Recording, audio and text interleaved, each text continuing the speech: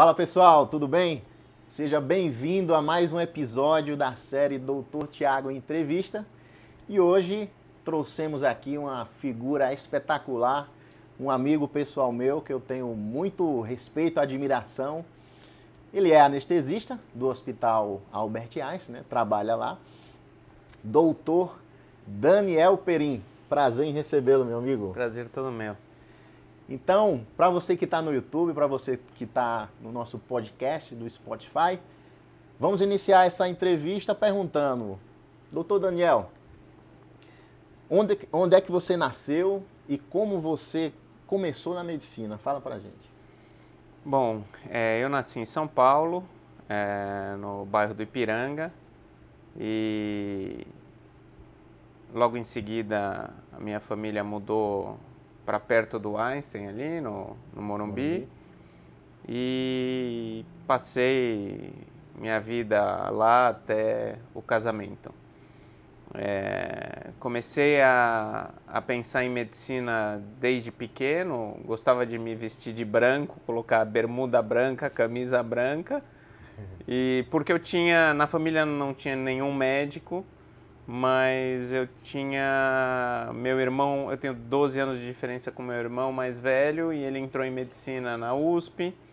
Aí o meu segundo irmão entrou em medicina na Santa Casa, e foi isso que me motivou, vendo os dois trabalhando, isso me motivou a fazer medicina. Ok. E esse processo de ser envolvido pela medicina, né? Você já focou ali no finalzinho do ensino médio e fez na época da gente era vestibular, né? Já conseguiu passar logo de cara ou teve algum tempo fazendo cursinho, né? Um período ali de gap? Não, eu fiz escola num colégio alemão, que é o Colégio Visconde de Porto Seguro, ali na unidade do Morumbi também. Depois eu terminei o colégio, não passei no vestibular, prestei só USP e Escola Paulista, não passei, e aí efetivamente fiquei um ano fazendo cursinho. E depois de um ano, aí eu entrei em algumas faculdades no interior e entrei na Universidade de Santo Amaro, em São Paulo, e acabei fazendo a Universidade de Santo Amaro. Ok. E esse início na faculdade de medicina, né? Por vezes é um início um pouco conturbado, digamos assim, né? Você demorou para se achar ou já entrou focado, já entrou estudando? Como é que foi? Eu entrei na faculdade e me vi, de repente, com toda a liberdade do mundo. Não conhecia o truco, aprendi a jogar truco dentro da faculdade, que foi uma coisa muito boa. Só para deixar claro, você estava longe dos seus pais. Eu estava longe eu morava na casa dos meus pais, mas a universidade era longe. Tá. E eu não tinha carro, então eu ia de ônibus ou de trem. Pegava um ônibus, depois pegava o trem para ir para a faculdade. E aí logo em seguida arrumei uma carona para ir. Okay. Mas como eu estava falando para você, entrei na faculdade com essa liberdade, aprendi a fazer várias coisas diferentes do que era estudar. Uhum. Antes da faculdade eu tinha a ideia de ser ortopedista. Aí quando eu entrei na faculdade, como na minha opinião 90% dos alunos quer ser cirurgião.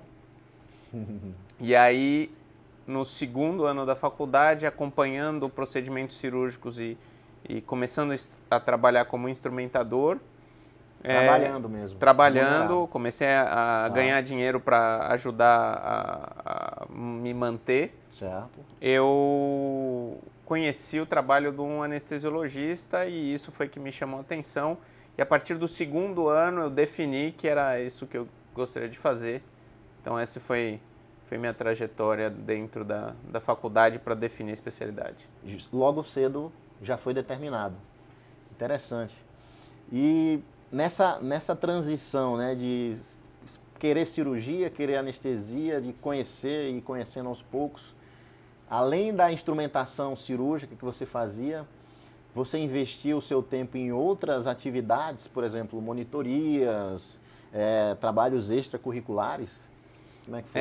Sim, o que acontece é que durante a faculdade, como a faculdade que eu fiz não era a faculdade USP, Paulista e Santa Casa, eu sempre achei que eu deveria fazer algo a mais do que eu estava simplesmente fazendo, que era a faculdade. Perfeito. Então, por isso, desde o início, eu comecei a fazer monitoria. Então, fui monitor de anatomia, fui monitor de fisiologia na faculdade. Logo cedo, eu comecei a fazer pesquisa experimental. Então, toda a minha vida acadêmica foi com pesquisa experimental. Na época, nós fazíamos muita pesquisa com cachorro. Certo. E depois porco, rato, coelho. Eu virei especialista em anestesia em animais antes de terminar a anestesia. Quase uma medicina veterinária. Quase né? Um anestesista veterinário. Então, tive a oportunidade de anestesiar bastante espécies diferentes, o que é interessante. Muito bom. Eu percebo aqui, não sei se você percebe também, um padrão. A gente vê as histórias de sucesso, Dr. Gustavo Janot, Dr. Ari, Dr. Perim, e existe um investimento fora do básico. Se você vai para a faculdade e faz apenas o básico, você não consegue ter um plus, né? Você não tem um diferencial. E é o que eu percebo, e também eu quis fazer isso na minha faculdade.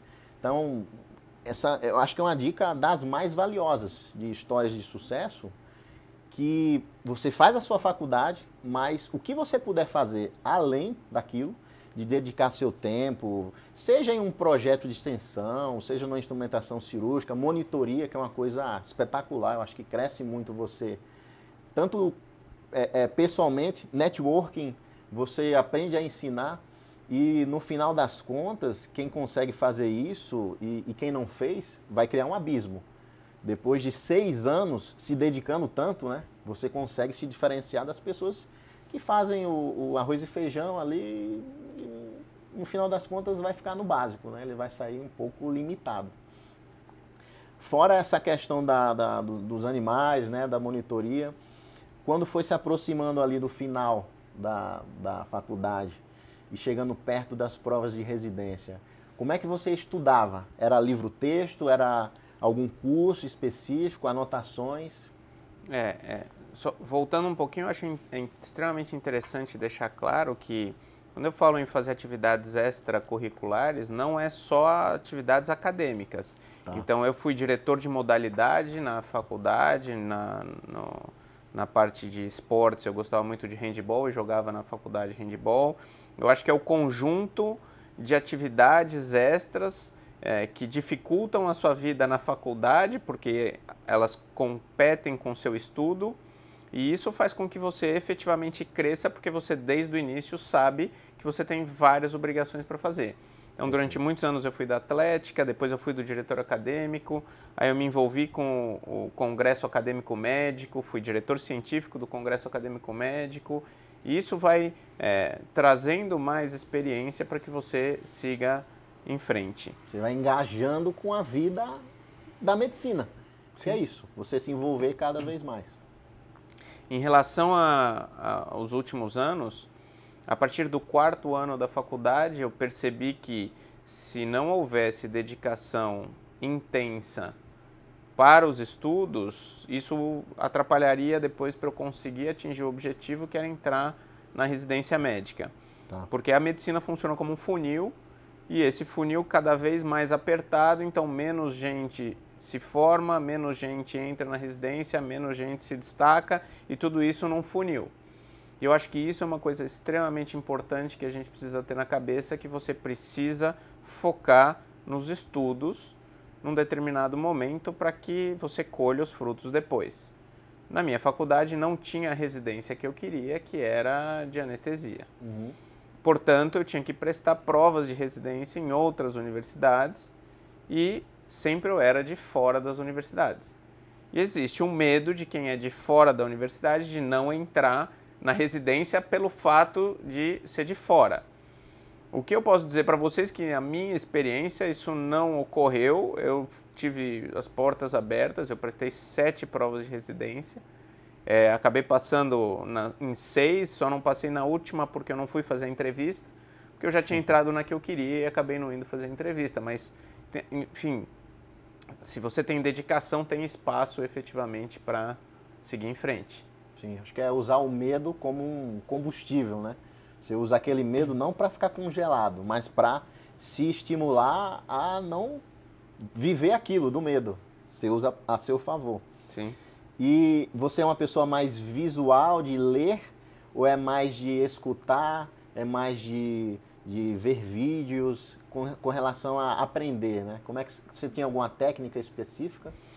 A técnica era sentar o bumbum na cadeira e ficar lendo. Não tinha, na minha época não tinha, Também tem isso, né? Não tinha vídeo, não tinha podcast, eram livros, textos, caderno das meninas da classe que anotavam a matéria e passar madrugadas e madrugadas estudando. Nós tínhamos um grupo de estudos, nós éramos em 4. Tá. Esse grupo de estudos se reunia depois do término da faculdade, na casa de alguém. A mãe dessa pessoa fazia o jantar para os amigos e logo depois nós começávamos a estudar. Isso foi no 5º e no 6º ano da faculdade. Nós começávamos a estudar por volta das 8, 8h30 e acabávamos de estudar por volta das 3 da manhã. E no outro dia aula. E aí no outro dia aula. Pesado, hein? E assim, foi a forma que nós encontramos e todo mundo fazendo resumo de assuntos diferentes, então cada um lia o resumo do outro. Perfeito. Isso fez com que a gente cobrisse uma quantidade maior de matéria num tempo menor. Então foram estratégias que nós fomos criando e um motivava o outro quando estava cansado. Também não tinha acesso a celular, então essa história de ficar parando para responder a mídia social, para dizer, não tinha. Então era sentar, estudar, era como a gente fazia naquela época. E deu certo, né? Deu certo. Passar em 6 das 7 foi... E aí a residência escolhida foi Eu entrei na USP, isso. Ok. Como é que foi esse início, né, uma das residências mais desejadas do Brasil? Você era aquilo que você imaginava? Foi além? Foi aquém? Como é que foi esse início na anestesia? O início ele é sempre muito difícil, principalmente pelo fato de eu ter vindo de uma faculdade menor. Quando você entra numa faculdade gigantesca, como é a Universidade de São Paulo e o Hospital das Clínicas, você assusta.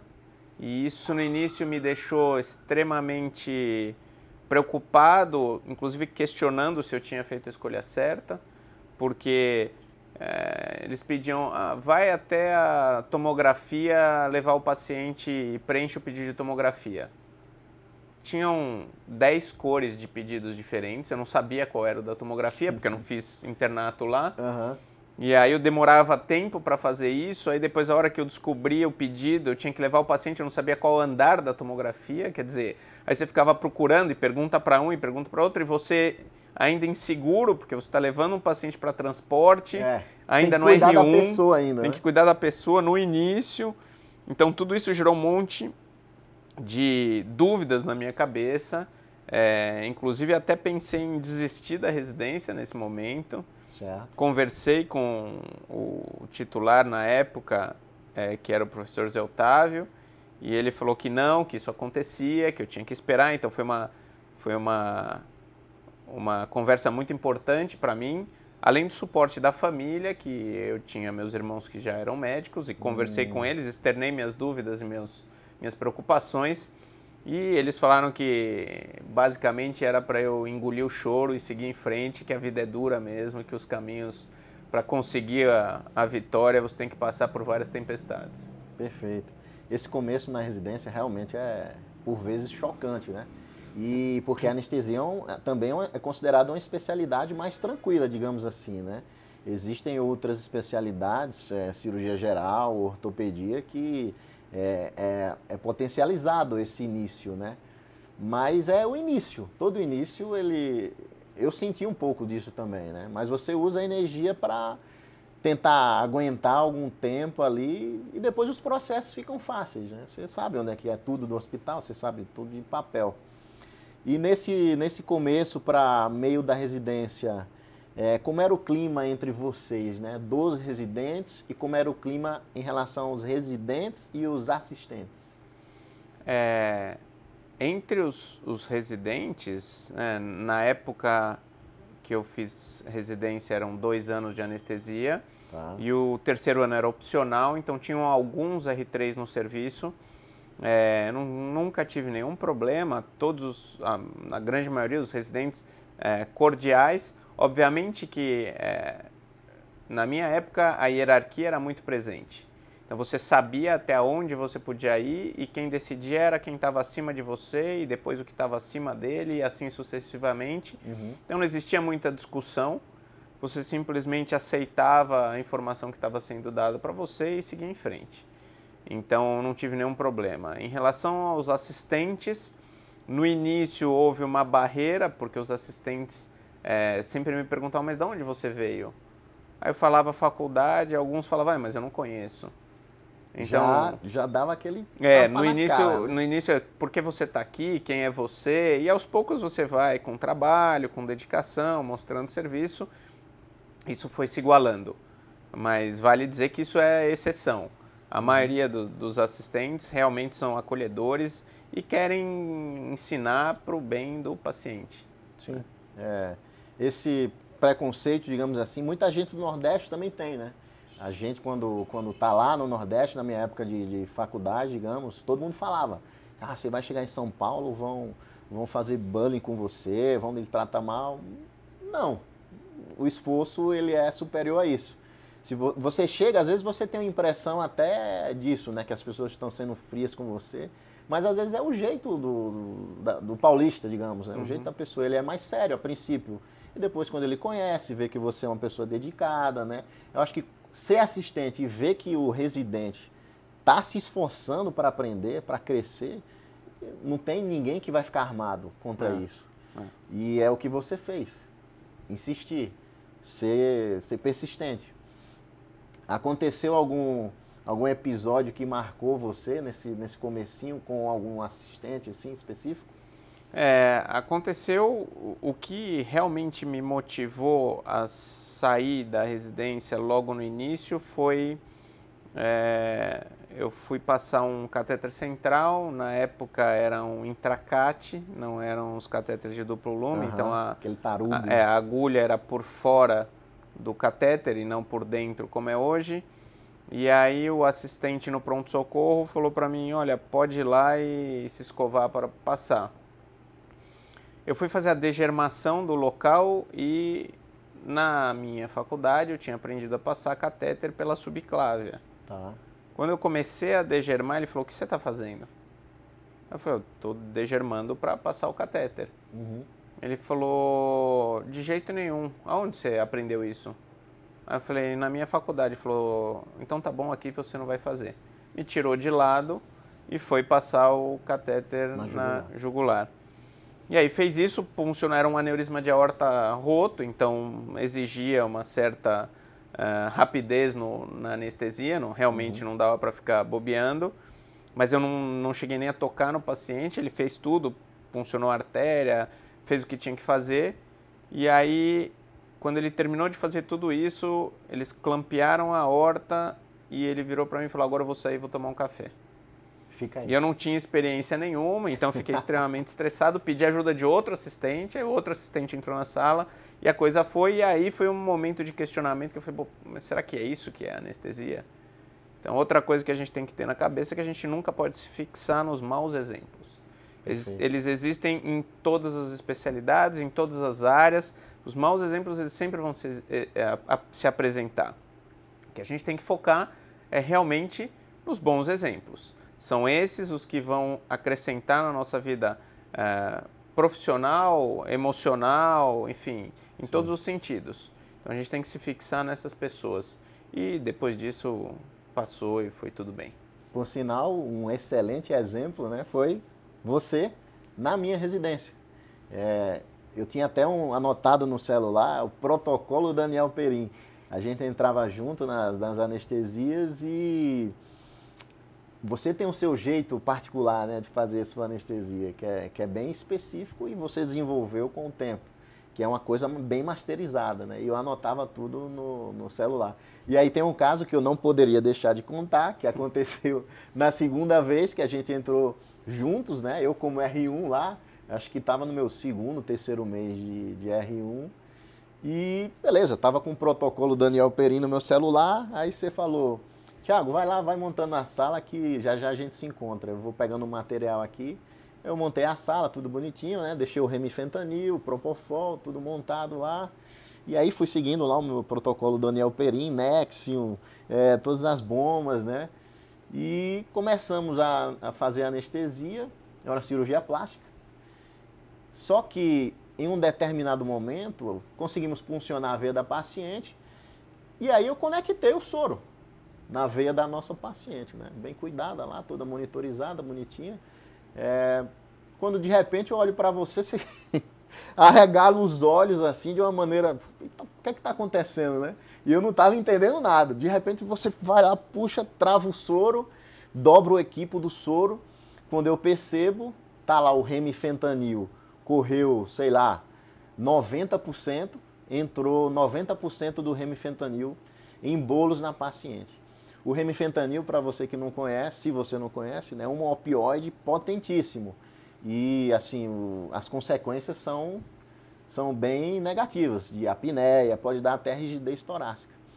E nesse momento, eu só consegui ficar no canto da sala, né? Eu fiquei lá como uma estátua no canto da sala, enquanto a paciente entrou em apneia, dessaturou, inclusive, né, aquele clima de tensão na sala. E aí o maior exemplo, né? Bem calmo, foi lá, pegou a máscara, ventilou, bem tranquilo, tudo sob controle. O paciente acordou depois de uns 2, 3 minutos em apneia, ela perdeu a consciência, foi quase uma indução anestésica com o remifentanil puro. E a maior lição de todas, né? Eu lá no cantinho da sala, no cantinho, no castigo, né? Que eu me coloquei, eu pensei, poxa, não, agora me lasquei. Vou levar esculacho, vai me notificar para o meu chefe, vai me botar no chinelo. Só que depois de tudo, né? Depois da paciente entubada, eu lá no meu cantinho, você chegou para mim e falou, Thiago, veja só, se isso tivesse acontecido há uns anos atrás, você nunca mais ia pisar na minha sala. Não sei se você lembra que falou isso. Lembro. Sendo que hoje em dia, você vai cuidar da paciente. Ela é sua paciente. Você vai ficar aqui plantado, aqui no lado do carrinho, e vai cuidar dessa paciente até ela acordar. E isso, assim, na minha cabeça deu um curto-circuito, né? Eu não entendi muito bem. E assim, você deu uma lição moral de uma forma positiva. E tanto é que eu lembro disso até hoje. Uhum. Então, marcou a minha história um bom exemplo.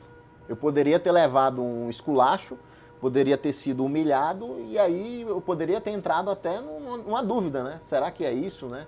E gerariam vários efeitos negativos na minha história. Mas não, foi o contrário. Você utilizou uma situação de intercorrência para criar uma construção numa pessoa que está se formando, num residente R1 que estava começando. Então, fica aí meu agradecimento público por essa história que marcou a minha vida. Que na verdade, o que a gente tem que entender é que ninguém acorda de manhã, principalmente alguém da área da saúde, ninguém acorda falando, hoje eu quero errar, hoje eu vou prejudicar alguém. Sim. Você acorda com a vontade de fazer aquilo que você aprendeu e fazer o bem para que uma pessoa fique bem. E quando as intercorrências acontecem, elas vão acontecer, é inevitável, só não acontece para quem não faz. Então, se você faz, isso vai acontecer. E quando acontecer, o segredo é você estar preparado para tratar a intercorrência. Então, a calma que você falou que eu tive é porque, como eu já passei por várias experiências, você sabe até onde aquilo vai atrapalhar. Então você sabe manusear a situação para transformar para o lado bom. E a bronca, se eu tivesse brigado com você e fizesse uma observação para o chefe da residência, você deixaria de aproveitar e de aprender naquele momento. Porque aquele momento é o momento de você perceber que você cometeu o erro. E cometendo o erro, você precisa corrigir. Então ninguém melhor do que você para estar lá, entender o que aconteceu, resolver e perceber depois que a paciente acorda sem nenhum problema.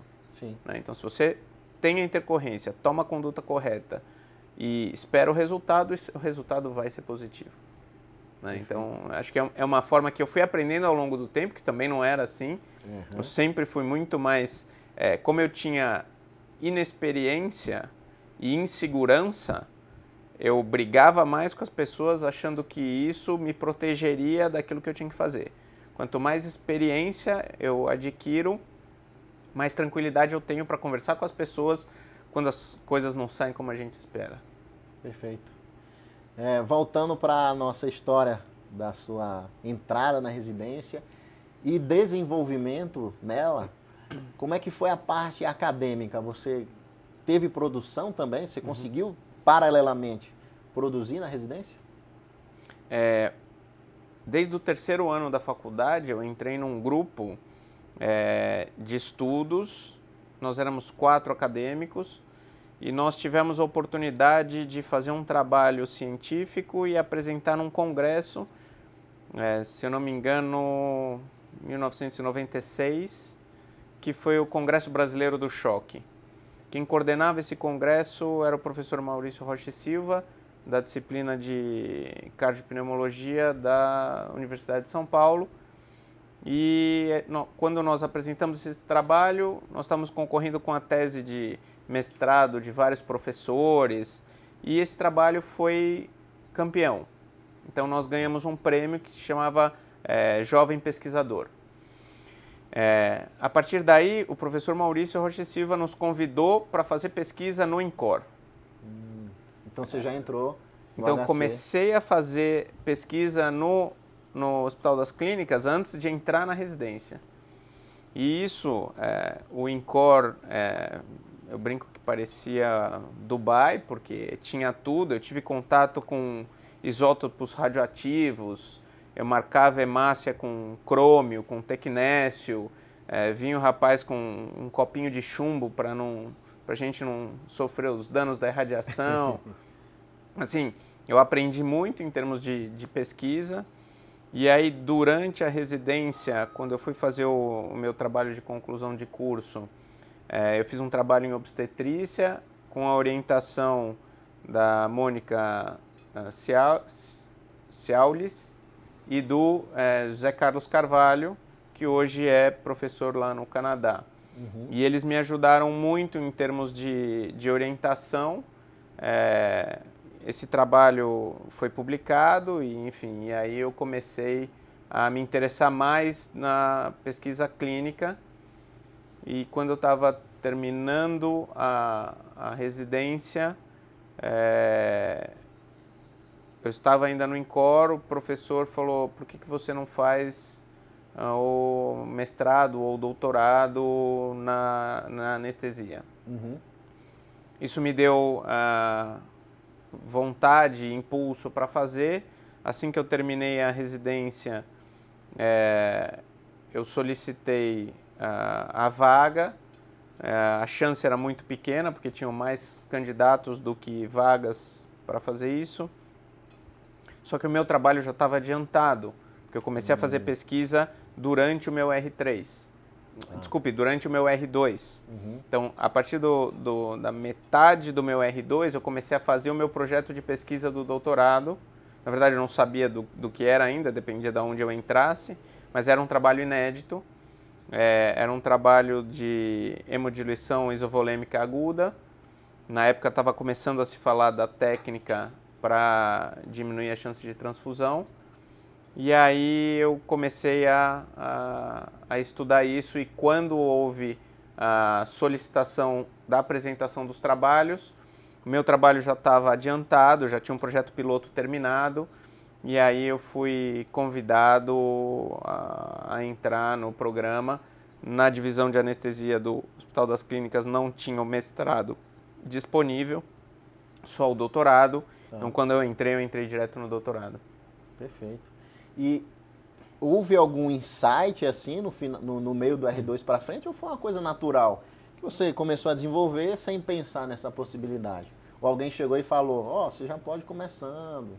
Não, na verdade foi, eu já vinha com um projeto de pesquisa em andamento, aí um colega meu que não era do HC, mas que estava na divisão do INCOR, na experimental,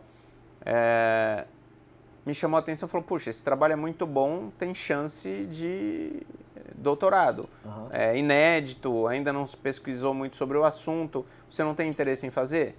E aí foi a partir daí que me motivou a continuar, e isso sempre nos intervalos da residência. Sim. Então, quando todo mundo está dormindo, quando todo mundo está descansando, você está fazendo outra coisa. Exato. Né? Porque eu não era dispensado da residência para fazer o trabalho. Então, isso era nas minhas férias, sempre você aproveita o tempo livre que você tem para poder produzir, pensando que isso vai te dar algum benefício lá na frente. Isso que dá o a mais, né? Consegue você conquistar coisas que uma pessoa que faz o básico não consegue. E acabando a residência, como é que foi o início no mercado de trabalho aqui em São Paulo? A inserção inicial, né? Como é que foi? Então, eu fui privilegiado porque eu tinha 2 irmãos que já faziam cirurgia, um é obstetra e o outro cirurgião plástico, então eu já tinha um início, de certa forma, garantido, desde que eles confiassem em mim. Sim. E eu conhecia as equipes que faziam anestesia para eles, então as pessoas também me tratavam. Eu tinha a oportunidade, quando eu não estava na residência, de ir para os hospitais e acompanhar as equipes já na anestesia, já trabalhando. Meu primeiro cadastro no Einstein foi como acadêmico de medicina, quando eu entrava para instrumentar. Meu segundo cadastro foi como médico e meu terceiro cadastro, aí sim, foi como anestesiologista. Então, isso me abriu portas e aí eu escolhi, eu acompanhei durante os 2 anos de residência um anestesiologista do hospital, do corpo clínico aberto do hospital. Quando eu terminei, eu tive 3 convites de 3 equipes diferentes para trabalhar e eu optei por esse anestesiologista porque era com quem eu tinha mais contato e mais afinidade. E a partir daí entrei no mercado, num hospital privado, logo que eu saí da residência, o que gera muita ansiedade. Sim. E foi a partir daí que eu comecei a estudar o tema que hoje eu foco mais. E essa transição, né, de um hospital público, apesar de você já ter um pezinho ali no Einstein, houve algum sofrimento em relação a trato com o paciente, cobrança, ou você conseguiu levar numa boa? Quando você é residente, você sempre tem na sua cabeça que alguém vai cuidar de você. E que se der alguma coisa errada, tem alguém responsável por você. Eu adoraria falar para você que imagina, eu não lembro mais, que foi muito fácil essa transição, mas não, é extremamente difícil. Essa transição, eram várias noites sem dormir para fazer um caso de uma hemorroidectomia num paciente asa 1. Você ficava sem dormir porque você tinha que conversar com a família, você tinha que se apresentar, falar que você sabia o que você estava fazendo, mesmo não tendo toda a experiência que você gostaria de ter. Carinha então, de moleque? Sempre. Várias vezes eu escutei, mas, ok, você me explicou a anestesia, tá bom, mas quem é que vai fazer a anestesia? Eu falava, mas sou eu que vou fazer. Mas você... Não, eu quero saber quem vai fazer a anestesia. Eu sei que você já me explicou. Cadê seu chefe? Exato. Então, isso, várias vezes eu passei por isso, até situações mais estressantes no pronto-socorro, porque a família preocupada com o paciente, olhava e falava, não, mas é muito jovem para fazer. Então, eu tive os cirurgiões que entraram em defesa de mim, falando, não, fui eu que escolhi, ele vai ficar. Então, tudo isso foi, ao longo do tempo, dando mais cancha para seguir o caminho mais fácil. Sim. Você não usou a estratégia da barba, né? Deixar a barba crescer? Não usei. Na época, mesmo porque minha barba é muito falha, então não dá para eu não ia fazer uma boa presença com a barba. Tá certo. E em relação a... Então, sua carga horária inteira era no Einstein? Maior parte lá? Na verdade, minha carga horária era... Eu prestava serviço para esse meu chefe. Tá. Então, eu ia para onde tivesse cirurgia e eu rodei muitos hospitais em São Paulo, muitos. O movimento dele era muito maior no Sírio, no Einstein, no Oswaldo Cruz, mas depois eu fui para todos os hospitais que você imaginar, eu já passei, de hospitais privados. Entendi. E com o passar do tempo, eu acho que você foi focando mais no Einstein pelos seus irmãos, seria isso? Não, com o passar do tempo, como eu morava muito próximo ao Einstein, então todas as emergências do hospital eu que fazia, porque eu estava do lado do hospital, eu chegava, o tempo hábil para eu chegar era em torno de 3 a 5 minutos de carro, então era muito rápido. E como eu fui ficando mais velho no grupo, a coordenação da escala acabava ficando para mim, então eu tinha oportunidade de escolher onde eu gostaria de trabalhar, então sempre que possível eu ficava perto de casa e tentava distribuir as pessoas de acordo com os locais onde elas moravam para evitar esse deslocamento, que na cidade de São Paulo é sempre mais difícil. Sim, trânsito. Então por isso eu acabei ficando mais no hospital e aí meu movimento começou a crescer, aí meu movimento pessoal começou a crescer dentro do hospital. Entendi. E eu sei que você, fora a anestesia, né, também tem um engajamento com outras esferas do Einstein. Eu lembro que você estava na segurança do paciente, né? Como é que foi esse envolvimento? Como é que começou essa história? Como eu sempre fui muito crítico e sempre fui muito objetivo, eu acho que em algum momento isso chamou a atenção das pessoas que coordenavam as coisas no hospital. Então eu sempre fui engajado em várias atividades dentro do hospital, porém todas não remuneradas. Todas essas atividades eu fiz por vontade própria, porque eu sempre achei que quanto mais você se expõe, mais o amadurecimento e benefício você tem para você. Eu fui convidado em 2007 pelo Dr. Antônio Bastos, que era o anestesiologista responsável pelo comitê de qualidade.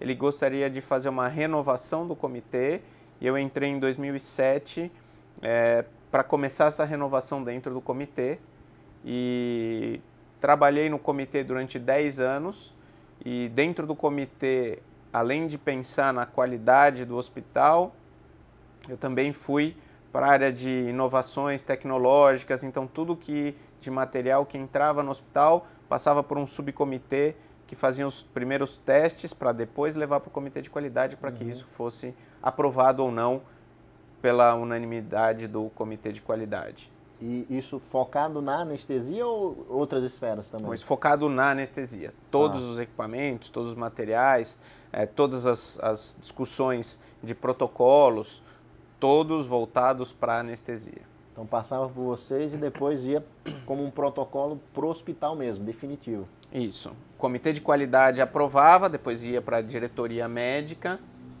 e aí seguia os trâmites legais e burocráticos do hospital para que isso fosse implementado para os médicos cadastrados para o corpo clínico, tanto aberto quanto fechado. E além disso, eu me envolvi muito em ensino e treinamento no hospital. Dr. Rui Cal, da UTI, me chamou para participar dos primeiros cursos de via aérea do hospital e foi aí que eu entrei na parte de pesquisa, no ensino e treinamento dentro do Einstein e acabei entrando na simulação realística. A simulação realística abriu no final de 2007, se eu não me engano. Eu entrei já no comecinho de 2008 a atuar como instrutor da simulação e aí foi o caminho dentro da parte do IEP lá do hospital. Perfeito. E falando em via aérea, né, que é a nossa área de amor, digamos assim, você desenvolveu o CTVA, o Centro de Treinamento em Vias Aéreas. Por sinal, se você está aí, segue lá CTVA Oficial, que é o Instagram oficial do CTVA. De onde é que veio essa ideia? Como é que veio essa sementezinha aí? Então, na verdade, eu comecei em 2000 a estudar a via aérea porque eu me via diante de um paciente obeso mórbido, numa época onde a cirurgia era feita aberta, o paciente era diabético descontrolado, hipertenso descontrolado, e a única chance dele sobreviver era fazer a cirurgia. Então, os pacientes que iam para a mesa de cirurgia, eles estavam clinicamente descompensados. E eu me via com laringoscópio, um tubo traqueal em fio-guia, e eu falei, um dia eu não vou conseguir entubar e alguém vai se dar muito mal com isso. Não serei eu, serei o vai paciente. ser o paciente e, consequentemente, eu profissionalmente. Então, eu falei, eu preciso mudar. Comecei a estudar o assunto, isso foi em 2000. Aí eu avisei meu chefe e falei, olha, eu não dormia, eu passava a noite sem dormir quando eu era escalado para o hospital. Era um hospital que hoje é o São Luís Morumbi, que antigamente chamava Duprat, e era um aparelho de anestesia francês que veio e que ninguém tinha muito contato com esse aparelho de anestesia. E eu me via nessa situação adversa, tendo que cuidar de um paciente obeso mórbido, e eu falei, alguma coisa vai acontecer. Aí virei para o meu chefe e falei, olha, eu preciso de alguma coisa, eu preciso de ajuda, eu não vou conseguir fazer esses casos sozinho. Ele falou, o que você precisa? Eu falei, olha, seria muito bom se eu tivesse um fibroscópio. Tá. Aí ele foi até o Japão, comprou um fibroscópio novo, me entregou na mão um Olympus e falou, tá aqui, agora faça os casos. Não reclama mais. E aí, a partir desse momento, eu falei, bom, ok, então preciso fazer. Comecei a ser autodidata, comecei a ler nos livros todas as técnicas que eu precisava fazer. O aparelho era caríssimo, quer dizer, ele gastou o dinheiro para oferecer o aparelho e eu precisava fazer. E aí comecei a estudar o assunto.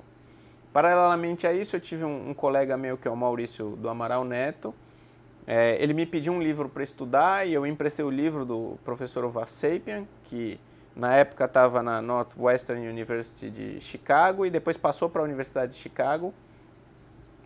E aí ele leu o livro, mandou um e-mail para ele, ele respondeu e o Maurício foi lá fazer um curso avançado de via aérea em Chicago. O e-mail descompromissado. Completamente. O e-mail ainda foi para a universidade anterior, mas quando bateu na universidade anterior, eles mandaram para a universidade nova e ele conseguiu contato, falou que queria fazer o curso, foi para Chicago, fez o curso, voltou e falou para mim, puxa, você precisa fazer o curso.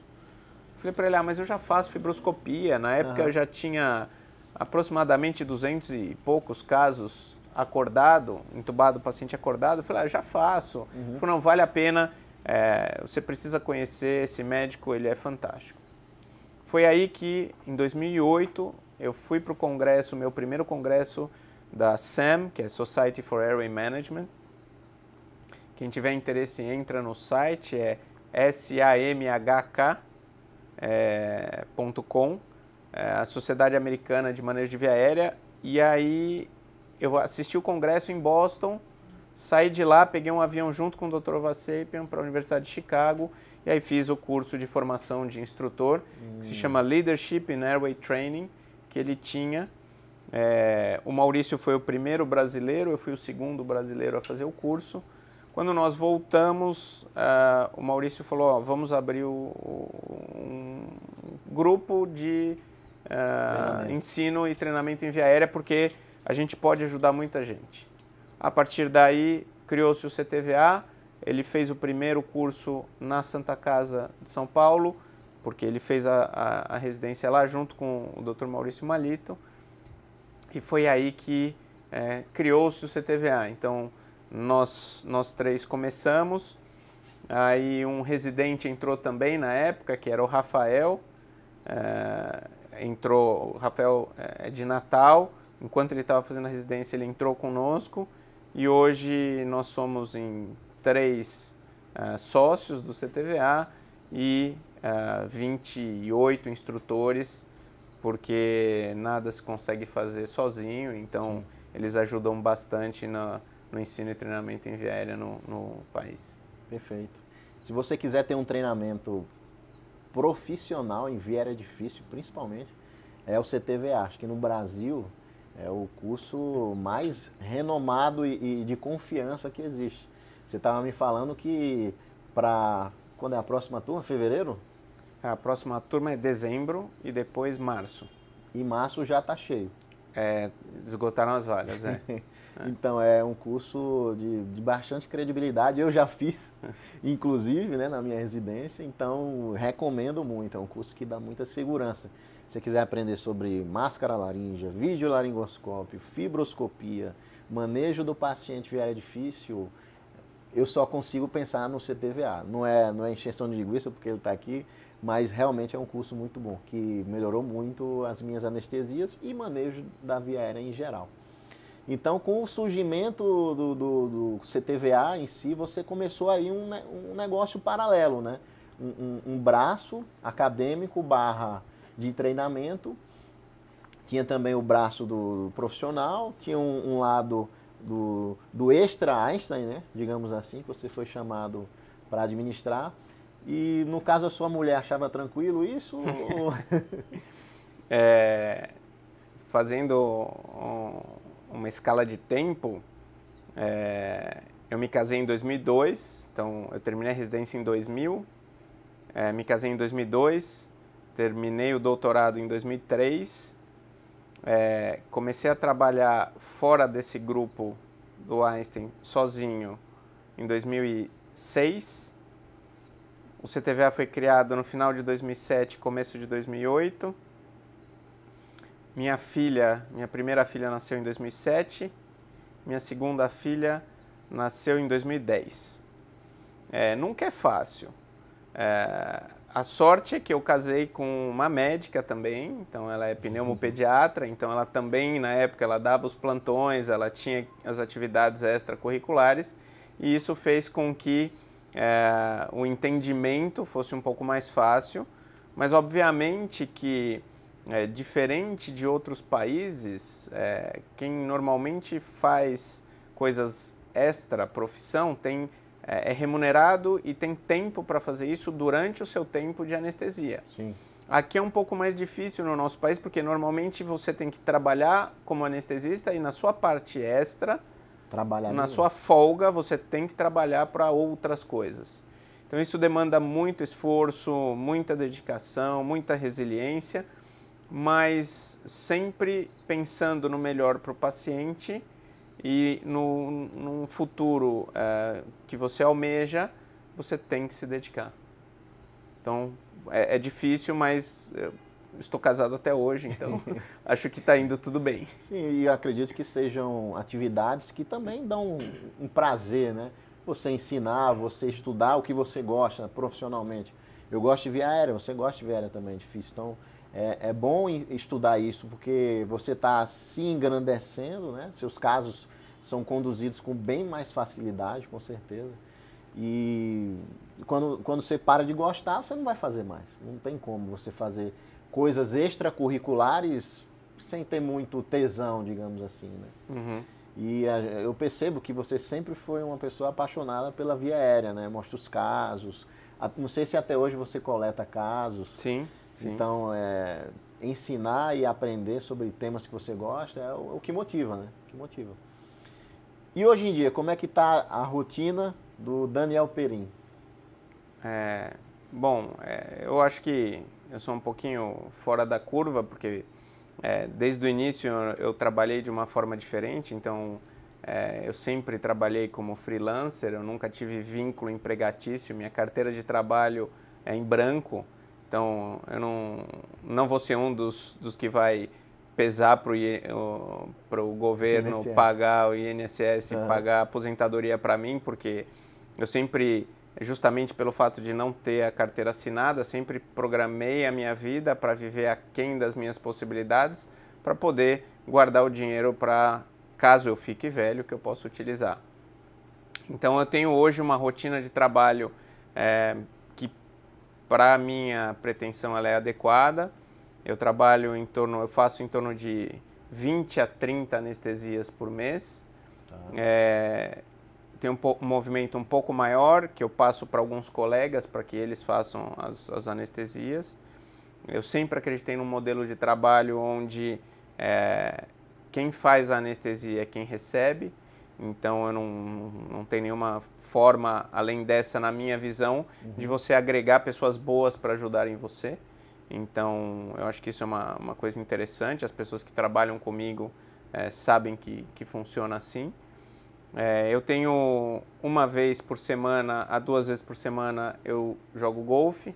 Então, eu gosto de golfe. Então, eu tenho meu tempo livre, que é onde eu fico espairecendo a minha cabeça, fico em contato com a natureza, não tenho que pensar em nada, e é onde eu tento desfazer um pouquinho o estresse do dia a dia, porque toda anestesia é um estresse, porque a gente está cuidando de uma vida, então você precisa de válvulas de escape. E além disso, eu tenho um outro hobby, que é fumar charuto. Então, aos finais de semana, quando eu tenho um tempo livre, eu fumo um charuto. É isso que eu faço. E fuma com um grupo ou sozinho, assim, em casa, meditando? Charuto é uma comunidade que você acaba encontrando pessoas. Então, eu fumo em alguns lugares. Como eu sou o macho alfa da casa, o meu espaço é só a sacada, porque quem manda na casa é minha mulher. Tá. Então eu só posso fumar na sacada, mas eu gosto disso, tá tudo bem, não tô bravo com ela. Então eu fumo em casa eventualmente, mas normalmente eu fumo em clubes de charuto que tem espalhados em São Paulo, e que são uma oportunidade excelente para conhecer pessoas de formações diferentes, em momentos de vida diferentes. Então é uma outra válvula de escape que eu gosto, e apesar de talvez não ser muito boa para minha saúde, a gente tem que escolher alguma coisa para morrer. Esses dias assim, há uns meses, né? Eu anestesiei uma endoscopia de um paciente e ele falou: não, eu fumo charuto, né? Você tem algum vício, alguma coisa? Não, eu fumo charuto, doutor. Aí eu olhei assim, poxa vida, charuto? Por que charuto, né? Você não acha melhor fumar cigarro, se é para fumar um negócio? Fuma logo o cigarro. Não, presta atenção. A graça não é o charuto. A graça é quem tá junto fumando charuto. E aí, ó, agora as peças começam a se encaixar, né? Acho que esse networking e abrir a cabeça, sair daquele meio médico. Eu tive essa necessidade recentemente e descobri outro caminho. Mas você conseguir sair daquele mundo da medicina, né? Que sai para comer pizza é medicina. Sai para assistir filme, você tem uma mulher que é médica. Então isso eu acho que é muito benéfico para a cabeça, né? Para você expandir seus horizontes. Agora você tocou num tema que eu gostaria de explorar um pouco, que é a programação de um médico autônomo para o futuro. De onde é que veio esse insight seu? Você teve um exemplo? Você que descobriu isso? Você que foi atrás? Que estratégia você usou? Na verdade, eu perdi meu pai jovem, e quando eu perdi meu pai jovem, eu vi que efetivamente eu precisava cuidar de mim. Um pouquinho antes do meu pai falecer, quando eu estava na época da faculdade, meu pai virou para mim e falou, eu estava no 3º ano, ele falou: olha, eu não consigo mais pagar a sua faculdade. Como eu estava numa faculdade privada, eu falei, bom, então vou ter que largar tudo e escolher outra profissão. E aí foi quando eu consegui arrumar um emprego na faculdade. Então, paralelamente a isso, eu trabalhava como médico de educação física. Tá. Então, ficava vendo frieira, dispensa médica, exato, dos alunos da faculdade de educação física. Então, eu fazia isso no período da manhã, da hora do almoço e à noite, para poder pagar minha faculdade. Tudo isso foi fazendo com que eu criasse estratégias para pensar no futuro. Tá. E esse pensamento no futuro sempre foi pensando na família, porque eu sempre quis constituir a família, e eu casei com 29 anos.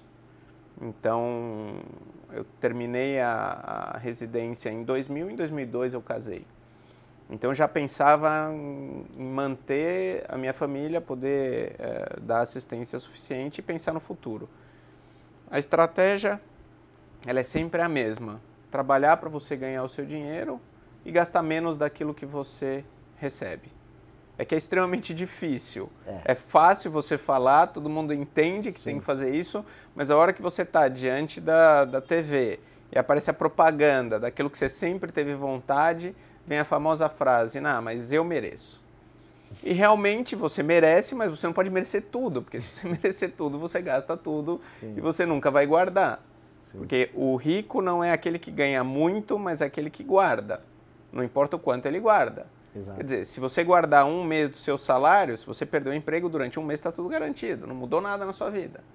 Se você guardar durante um ano da sua vida está garantida, e assim vai. E quanto mais você guarda, você vai ganhando dinheiro em cima do dinheiro que está guardado, mais o que você ganha, Bola e de isso neve. vai aumentando, é progressivo. Então hoje eu consigo me manter, programei de me aposentar jovem, vou provavelmente para fora do país, porque eu tenho algumas facilidades, então esse foi o caminho que eu escolhi para seguir, e estou programando para as minhas filhas irem fazer universidade fora, e aí eu aproveito e vou junto. Com elas. Perfeito.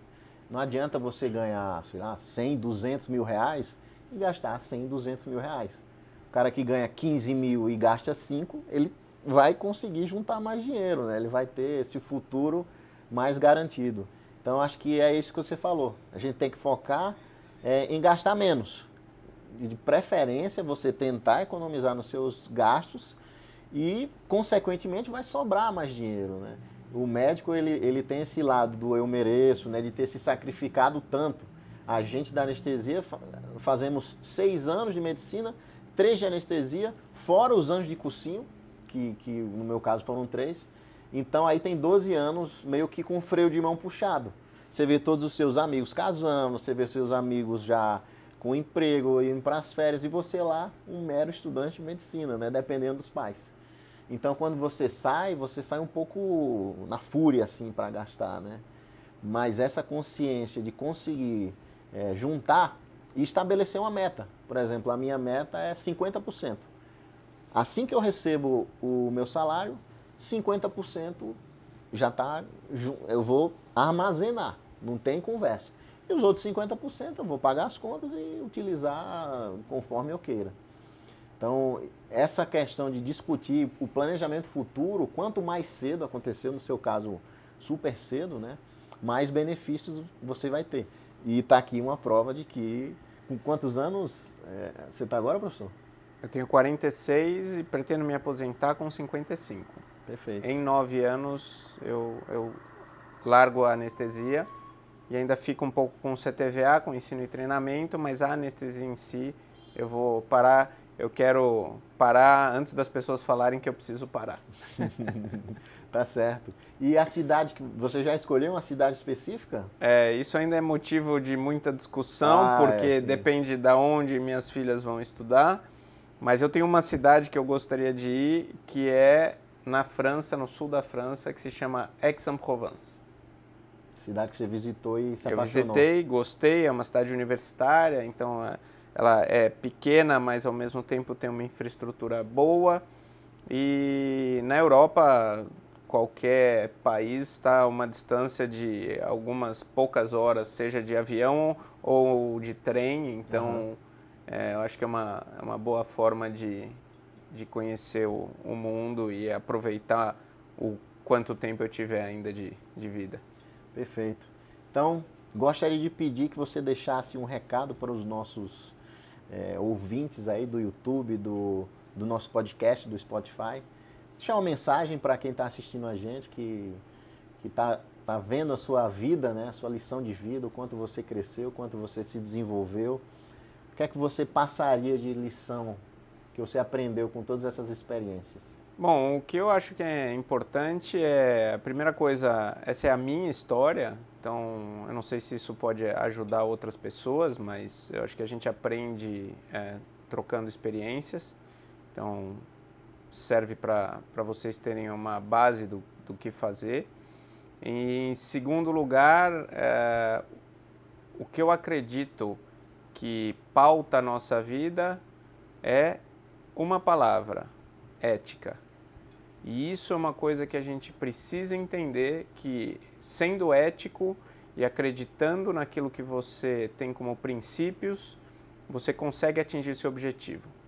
Acho que essa é a maior mensagem que eu posso deixar para vocês que estão assistindo, porque a gente está num momento do país extremamente turbulento e não importa se você é apoiador de A, B, C ou D, O que importa é que todos, independente da sua crença, tenham éticas e princípios que são o que regem a humanidade. A gente vive em sociedade e precisa disso. Perfeito. Muito boa mensagem.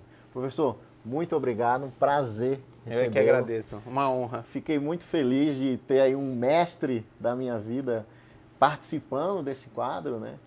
Se você gostou dessa nossa entrevista, desse vídeo, deixa aqui um joinha, comente, fale sua opinião. Se você é do grupo do Residente, deixa aí, eu sou do grupo do Residente. Um grande abraço do seu amigo Tiago e até o próximo vídeo. Tchau!